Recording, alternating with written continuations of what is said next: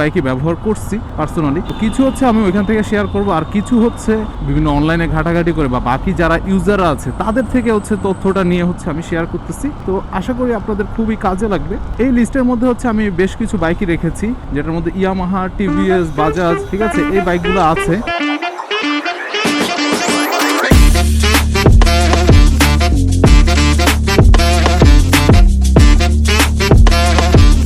আসসালামু আলাইকুম এভরিওয়ান, কেমন আছেন সবাই? আশা করি ভালোই আছেন। তো আজকে মূলত একটা খুবই গুরুত্বপূর্ণ ভিডিও নিয়ে আসছি। সেটা হচ্ছে কিছু বাইকে কিছু ম্যানুফ্যাকচারিং ডিফিট থাকে, যেটা হচ্ছে বাইক তৈরির সময় থেকে হচ্ছে এটা বাইকের সাথে অ্যাড হয়ে যায় আর কি, যে ম্যানুফ্যাকচারিং ডিফিটগুলো। এরকম একটা বিষয় নিয়ে হচ্ছে আজকে আমি ভিডিও নিয়ে আসছি। তো যেটা হচ্ছে আমি আমার নিজের এক্সপিরিয়েন্স থেকে আমি হচ্ছে শেয়ার করতেছি, কারণ আমার এই ছোট্টখাটো জীবনে হচ্ছে আমি মোটামুটি কম বেশি বাইকই ব্যবহার করছি পার্সোনালি। কিছু হচ্ছে আমি ওইখান থেকে শেয়ার করব, আর কিছু হচ্ছে বিভিন্ন অনলাইনে ঘাটাঘাটি করে বা বাকি যারা ইউজাররা আছে তাদের থেকে হচ্ছে তথ্যটা নিয়ে হচ্ছে আমি শেয়ার করতেছি। তো আশা করি আপনাদের খুবই কাজে লাগবে। এই লিস্টের মধ্যে হচ্ছে আমি বেশ কিছু বাইকই রেখেছি, যেটার মধ্যে ইয়ামাহা, টিভিএস, বাজাজ, ঠিক আছে, এই বাইকগুলো আছে। তো যাই হোক, শুরু করা যাক। প্রথমে আমি শুরু করি হচ্ছে অ্যাপাচি RTR 4V, ঠিক আছে, এই বাইকটা নিয়ে। তো এই 4V বাইকটা তো বাংলাদেশে অনেক পপুলার একটা বাইক। এই বাইকটার প্রথম যে ভেরিয়েন্টটা আছে, যেটা হচ্ছে 19-20 মডেলে এসেছিল, যেটার হেডল্যাম্পটা হচ্ছে যে এলইডি না, হ্যালোজেন দেওয়া হয়েছিল। ওই বাইকটাতে হচ্ছে একটা সমস্যা ছিল, সব থেকে যে মেজর সমস্যা, সেটা হচ্ছে সাইলেন্সার পাইপটা ফেটে যাওয়া বা ওই চেম্বারটা ফেটে যাওয়ার একটা ইস্যু ছিল, যেটা আমি যখন টিভিএস অ্যাপাচি RTR 4Vটা ব্যবহার করছিলাম তখন হচ্ছে এই জিনিসটা ফেস করেছি। বাইকের যে সাইলেন্সারের যে ভেন পাইপটা থাকে, ওই ভেন পাইপটার মধ্যে কিন্তু আরেকটা ছোট চিকন একটা পাইপ থাকে। ওই পাইপটা হচ্ছে ফেটে যায়, যার কারণে হচ্ছে একটা বাজে নয়েজ হতে থাকে। তো এটা হচ্ছে যে ওই বাইকের সমস্যা। সো 4V হচ্ছে একটা ওয়ারেন্টি দিত তখন, ওয়ারেন্টি বলতে গ্যারান্টি বলা চলে, যে 1 বছরের মধ্যে বা 1-1.5 বছরের মধ্যে হচ্ছে এরকম সামথিং একটা টাইম পিরিয়ড ছিল, আমার ঠিক এক্সাক্ট খেয়াল নেই, তবে 1 বছর হবে অবশ্যই। তো ওই 1 বছরের মধ্যে হচ্ছে যদি কোনো কারণে ওই ইস্যুটা যে বাইকে দেখা গিয়েছে, ওই বাইকে হচ্ছে এটা চেঞ্জ করে দিয়েছিল। যাই হোক, এরপরে 4Vতে হচ্ছে সবাই ভেবেছিল যে না, ওই সাইলেন্সারের ইস্যুটা তো সলভ করে দেওয়া হয়েছে। এর পরবর্তীতে 22-23 মডেলে যেটা আসছে, সেটাতে যে ইস্যুটা দেখা গিয়েছে, যেটা আমি নিজেও এখন আমার একটা ফ্রেন্ডের বাইকে দেখতে পাচ্ছি, সেটা হচ্ছে ইলেকট্রিক্যাল কিছু ওয়ারিং জনিত সমস্যা। তো এই সমস্যাটা হচ্ছে যে দুইটা সলিউশন আছে। একটা হচ্ছে আপনি কোনো ভালো টেকনিশিয়ান, সরি একটু জ্যামে আটকে গিয়েছিলাম। তো যেটা বলতেছিলাম, যে এখন বর্তমান যে নতুন 4Vটা আসছে, মানে 20-22 মডেল যেটা বলে, সরি 21-22 মডেল যেটা বলে, তো ওই মডেলটাতে হচ্ছে ওয়ারিং এর ইস্যু আছে। ওয়ারিং বলতে ইলেকট্রিক্যাল কিছু ইস্যু আসে, বিভিন্ন সময় হচ্ছে দেখা যাচ্ছে মিটার বন্ধ হয়ে যায়, সেলফ নিতে সমস্যা করে, এরকম কিছু ওয়ারিং জনিত ইস্যু আছে। তো এটার হচ্ছে দুইটা সমাধান। একটা হচ্ছে আপনি সরাসরি সার্ভিস সেন্টারে গিয়ে হচ্ছে ওয়ারিংটা চেঞ্জ করে ফেলা, আর দ্বিতীয় সমাধানটা হচ্ছে আপনি কোনো ভালো একটা টেকনিশিয়ান দিয়ে এই ওয়ারিং এর কাজটা করানো। তাহলে হচ্ছে আশা করি পার্মানেন্টলি একটা সলিউশন পাওয়া যায়। তো টিভিএস থেকে হচ্ছে আফটার সেল সার্ভিসটা মোটামুটি তুলনামূলক ভালোই দেওয়া হয়। যেটা হচ্ছে আমি আরেকটা বাইকের বিষয়ে বলছি, সেটা হচ্ছে টিভিএস রেইডার। টিভিএস রেইডারে হচ্ছে একটা ইস্যু ছিল, মানে এটা এখনো আছে। টিভিএস রেইডারের কিন্তু যে স্টার্টিং বা ইঞ্জিনে যে ফুয়েল সাপ্লাই যে সিস্টেমটা বা ইঞ্জিন যে স্টার্ট করার যে সিস্টেমটা, এটা কার্বোরেটর হলেও অনেকটা এফআইআর মতো সিস্টেম বা মেকানিজম ব্যবহার করা হয়েছে।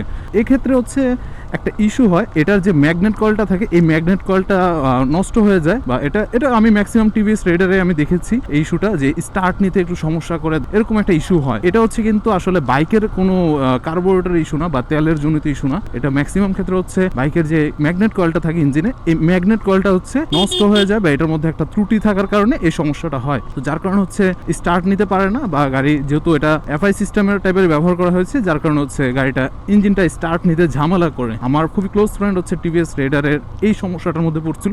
এমন সমস্যা হয়ে গিয়েছিল যে গাড়ি আর স্টার্টই করতে পারেনি। অন্যান্য সময় তো হচ্ছে ঠেলে ঠুলে বা নর্মালি 2-3 বার সেলফ দেওয়ার পরে হচ্ছে স্টার্ট নিত, যেহেতু এটাতে কোনো কিকের অপশন ছিল না। কিন্তু পরবর্তীতে হচ্ছে সে যখন একদমই স্টার্ট নিতে পারে না, তখন সার্ভিস সেন্টার নিয়ে যাওয়ার পরে ওনারা বলে যে এটার ম্যাগনেট কয়েলটা চলে গিয়েছে, বা এটা হচ্ছে যে আপনাকে চেঞ্জ করে নিতে হবে। আর টিভিএস এর ম্যাগনেট কয়েল আপনার এখানে সে অনেক জায়গায় খুঁজছে, কিন্তু ওইরকম আসলে টিভিএস এর ম্যাগনেট কয়েলটা, সরি রেইডারের যে ম্যাগনেট কয়েলটা, ওইটা পায় নাই। যার ফলে পরবর্তীতে হচ্ছে ওদের কাছে যখন যায় ওরা বলে যে এটা আপনার পেইড সার্ভিস বা পেইড ভাবে হচ্ছে এটাকে মানে টাকা দিয়ে হচ্ছে এটা চেঞ্জ করতে হবে। টাকা দিয়ে চেঞ্জ করা হচ্ছে একদমই আপনার 9.5 থেকে 10,000 টাকার মতন যাবে। তো যেটা হচ্ছে নতুন গাড়ি কেনার পর কিন্তু একটা বড় সড়ো ধাক্কা, কারণ নতুন গাড়িতে যদি আপনি 10,000 টাকার একটা সার্ভিস চলে আসে যেটা হচ্ছে কোম্পানি রিলেটেড মানে ম্যানুফ্যাকচারিং ডিফিট যেটাকে বলে, তো ওইটা তো আসলে মানা যায় না কখনোই। তো যাই হোক পরবর্তীতে হচ্ছে সে ওইটাকে সার্ভিসের জন্য দেয়, ওনারা হচ্ছে যে কোম্পানির সাথে ডিরেক্ট আমার ফ্রেন্ডের কথা বলিয়ে দেয়। তো কোম্পানির কাছে তখন ক্লেম করে যে না আমার এটা তো আমার নিজের ধারা নষ্ট হয় না, এটা হচ্ছে আপনাদের ম্যানুফ্যাকচারিং ডিফিট। ওইরকম একটা পলিসির আওতায় এনে তাকে ফ্রি ম্যাগনেট কয়েলটা কোম্পানি থেকে ডিরেক্ট ম্যানেজ করে দেওয়া হয়। কিন্তু নর্মালি কিন্তু ওইটা ওইরকম কোনো রুলসের মধ্যে নেই, বা আপনি গেলেন যে সমস্যাটা নিয়ে আপনাকে ফ্রিতে চেঞ্জ করে দিবে এরকম কোনো রুলস তাদের কিন্তু নেই টিভিএস রাইডারের ক্ষেত্রে। তো এক্ষেত্রে হচ্ছে বিষয়টা এমন ছিল যে মানে আপনি যদি এটা নিয়ে ঝামেলা করেন বা ইয়া করেন তখনই হচ্ছে আপনাকে দেওয়া হবে। তো যাই হোক টিভিএস রাইডারের কথা গেল, এবার আসা যাক ইয়ামাহার দুইটা বাইক। ইয়ামাহার এফজেড ভার্সন 3 ডিলাক্সে, ডিলাক্স তো বলে, হ্যাঁ ডিলাক্সের মধ্যে হচ্ছে যে সমস্যাটা আছে এখনো আছে ওইটা হচ্ছে এটার যে গিয়ার ইন্ডিকেটরের যে ওয়্যারটা বের হয়েছে বা ওয়্যারিংটা বের হয়েছে ইঞ্জিন থেকে, ওইটাতে হচ্ছে যে অয়েল সিলটা থাকে ওই অয়েল সিলটা দিয়ে হচ্ছে অয়েল লিক করে। এটা নিয়ে আমি অলরেডি একটা ভিডিও বানিয়েছি, মানে আমার যে ডিলাক্স নিয়ে একটা ভিডিও দেওয়া আছে, আমি আই বাটনে দিয়ে দিব এটা। তো এই ওয়্যারিং এর যে সিলটা আছে এই সিলটা দিয়ে অয়েল লিক করার একটা ইস্যু আছে। আরেকটা মেজর যে সমস্যা যেটা হচ্ছে ট্যাঙ্কের যে কিটগুলো এগুলো ছেড়ে দেওয়া, এটা ইস্যুটা কিন্তু এখনো আছে। এটা আমার ফ্রেন্ড অলরেডি ফেস করতেছে। আর ডিলাক্সটা নিয়েছে বেশি দিন হয়নি। গরু মামা তুমি এদিকে কেন?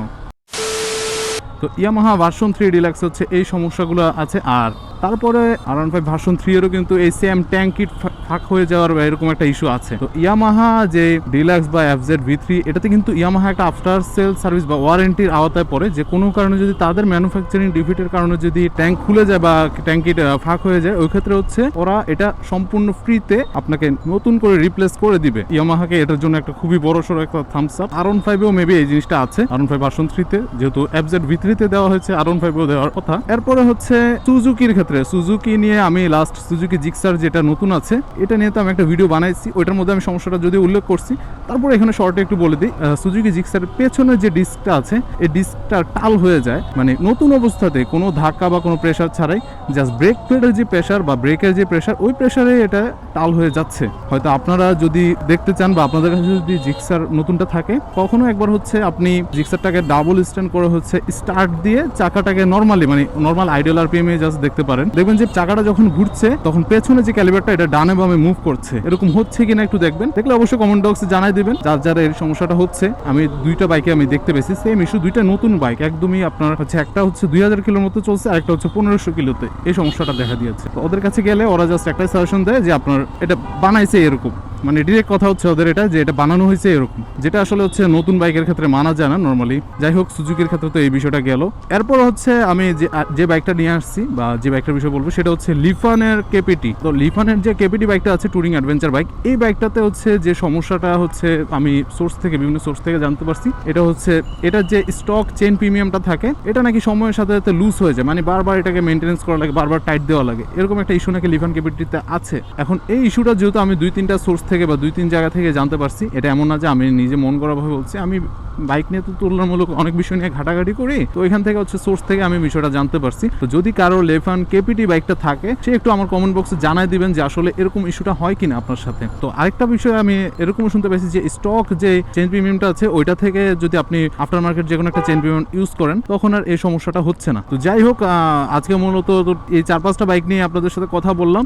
ভবিষ্যতে যদি অন্যান্য বাইক ব্যবহার করার সুযোগ হয় অবশ্যই সেগুলো নিয়েও আমি কথা বলবো। সে পর্যন্ত আমার সঙ্গে থাকবেন, আমার জন্য বেশি বেশি দোয়া করবেন আর চ্যানেলটা সাবস্ক্রাইব করে রাখবেন। সবাই ভালো থাকবেন, সুস্থ থাকবেন, আল্লাহ হাফেজ।